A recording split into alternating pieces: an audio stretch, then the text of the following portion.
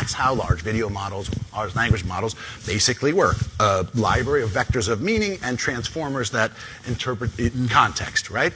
But they're just cross-pollinating things that exist. Nothing new is created. Not yet. Yeah, not yet. And really, in order to do that, look, craftsman is knowing how to work. Art is knowing when to stop. And I think knowing when to stop is going to be a very difficult thing for AI to learn because it's taste. And also, lack of consistency, lack of controls, lack of quality.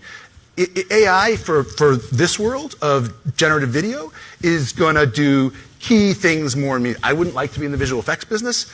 They're in trouble because what costs a lot of money is now going to cost a lot less. And it's going to hammer that space, and it already is.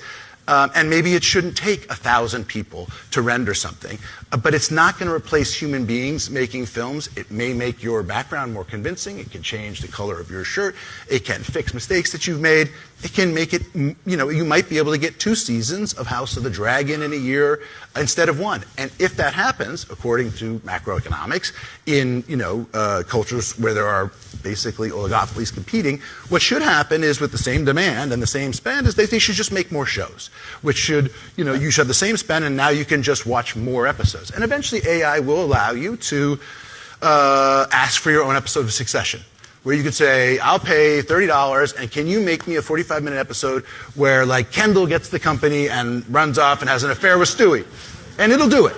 And it'll be a little janky and a little bit weird, but it'll know their stats, it'll know those actors, and it will, remix it in effect, right. And it will do that.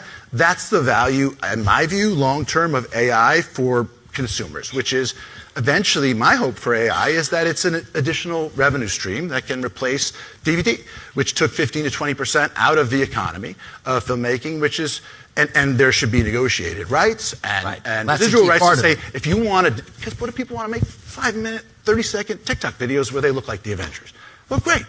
You can, just like you used to be able to buy your Iron Man costume at the store, you're going to buy your Iron Man pack and you and your buddies are going to look like Iron Man and Hawkeye, like, on Twitch. That's what's going to really happen.